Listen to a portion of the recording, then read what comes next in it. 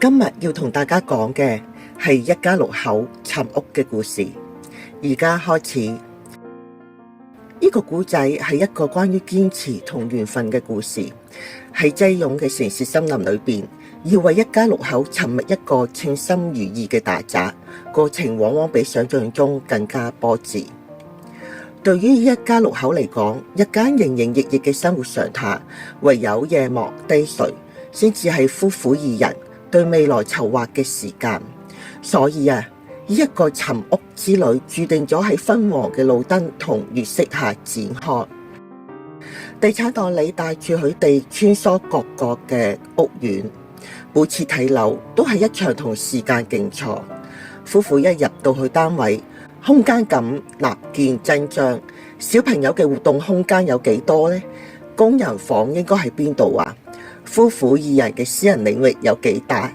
每一寸空間都被仔細打量。經過連番尋覓，佢哋終於喺某一個晚上睇中咗一個單位，而單位嘅間隔同預算相當接近佢哋嘅要求。雙方甚至已經進入咗初步嘅議價階段，但係就喺臨門嘅一腳，太太陷入咗深深嘅掙扎。原來單位嘅牆紙花色極其繁複而且陳舊，呢一種壓迫感令到佢始終無法釋懷。我哋喺呢度至少都要住上幾年，如果每一日都睜開眼就見到呢啲咁唔中意嘅牆紙，咁呢個唔係我哋嘅家啊，係折磨啊！太太呢一句說話就令到原本已經近乎成事嘅交易按下咗暫停鍵。儘管業主同意可以自行翻新，但考慮到大單位重新裝修嘅工程浩大，而且佢哋都只係租住，所以最終決定再俾自己一次機會，繼續揾更加好嘅。緣分往往就係呢個轉念之間。喺放棄前一個單位之後，地產代理帶嚟一個好消息啊！有一個上市公司持有超大面積嘅4房單位啊！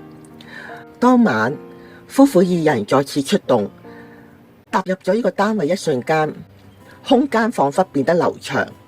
呢度冇令人困擾嘅牆紙，取而代之係實用方正間局同極高嘅空間實用率。每個房間都可以容納到床同埋衣櫃，大廳更加可以足以令到孩子們追逐嬉戲。就喺呢度啦，雖然牆身比較陳舊，又冇電器提供，價錢又就冇得傾，但呢一個單位間隔實在好實用，好啱我哋啊！呢個價錢都尚算接受嘅，就落實呢一間啦。